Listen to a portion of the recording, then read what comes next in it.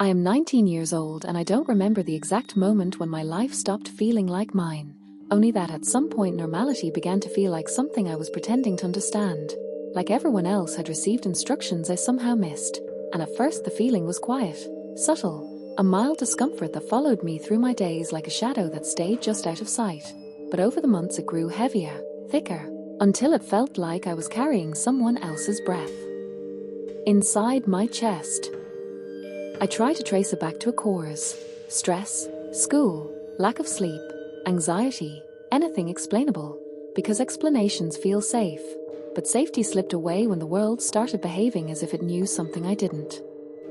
It began with sounds, barely noticeable at first, footsteps echoing behind me when I walked home late, always matching my pace, always stopping when I stopped, and when I turned around there was never anyone there. Just empty sidewalks and streetlights humming softly, watching. Then there were the smells, the sudden scent of metal in places it didn't belong. My room, the bus, my clothes, faint but persistent, triggering a sense of dread I couldn't explain, like my body remembered something my mind refused to access. I started feeling watched not just outside but inside, as if someone was paying attention to my thoughts, waiting for certain ones to surface, and when they did, when fear spiked or doubt crept in, the feeling intensified, almost satisfied.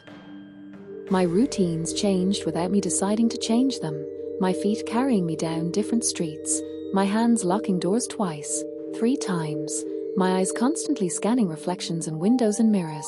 and every reflective surface felt wrong, like it was hiding a delay, a hesitation, a version of me that wasn't quite synchronized. Sometimes I would catch my reflection smiling when I didn't feel like smiling, and the realization would hit me a second too late, leaving me cold and confused.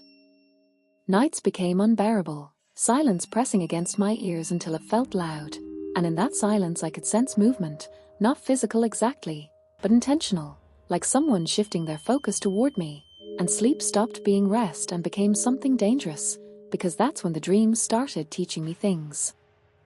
I dreamed of places I had never been but somehow recognized, narrow hallways, locked rooms, staircases that seemed to descend forever, and always the feeling of being guided, led gently but firmly forward by something I couldn't see, and when I woke up I carried those places with me, recognizing them later in real life with a shock that made my heart race, realizing I had dreamed them before I ever arrived. Objects began to move in my apartment, small things, subtle things. My notebook opened to blank pages, my chair turned slightly, my phone unlocked on my desk, and each time I noticed I felt a wave of exhaustion rather than panic, like my mind was tired of reacting, tired of being afraid, and that scared me more than screaming would have. I told myself I was imagining it until I found photos on my phone I didn't remember taking, blurry images of my street at night, of my building from across the road, of my window lit up while the rest of the building slept. And the dates matched nights I remembered clearly, nights I knew I had been inside, alone. The sense of being chosen settled in slowly, a horrifying certainty that whatever this was, it wasn't random, it was focused, deliberate, patient. I began noticing people around me more closely then, faces in crowds, strangers on buses, the man who always seemed to be standing just far enough away to blend in, and every time I tried to focus on him my thoughts slipped, my attention sliding off like my brain refused to complete the picture. The air felt different near him, heavier, colder, like the space itself bent slightly, and I understood instinctively that seeing him clearly would mean admitting something I wasn't ready to face.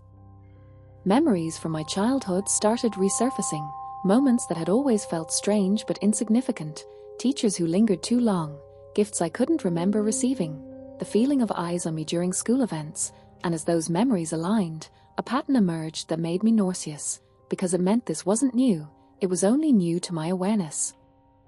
I tried to talk about it, once, carefully, choosing my words, but as I spoke I felt something inside me resist, pushing the thoughts away, making me forget what I was saying mid-sentence, and the look of confusion on the other person's face told me enough, this story didn't want to be told.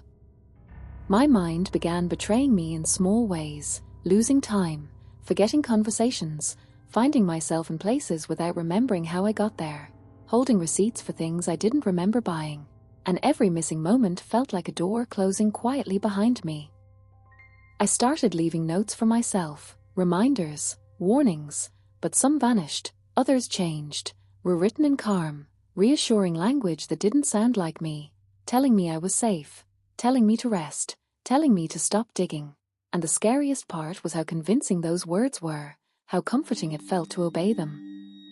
The house near the river kept appearing in my dreams, more vividly each time, until I could draw its layout from memory. And when I finally stood in front of it in real life, heart pounding, I felt not fear but recognition, like returning to a place I had already been in another life.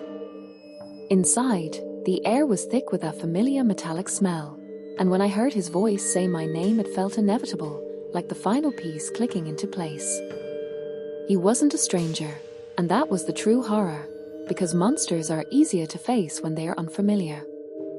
He was someone ordinary, someone invisible by design, someone my life had made room for without me noticing, and as he spoke I understood that he hadn't followed me, he had studied me, mapped me, learned me over years,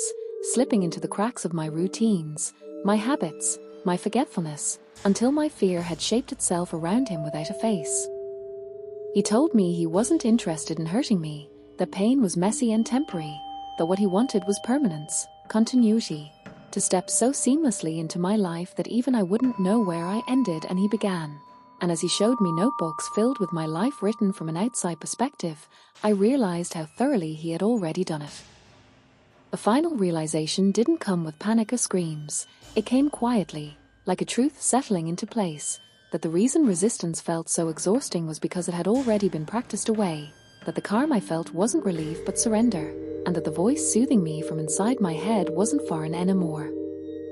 Now, as I tell you this, I don't know how much of me is left, or how long I've been speaking, or whether these words are a warning or a confession, but sometimes, when I stand very still and listen carefully, I can feel fear stirring again, faint but persistent, like a memory trying to wake up, and somewhere nearby I sense patience, attention, a quiet satisfaction, waiting for the moment I almost remember who I used to be, because that moment is always the most interesting part.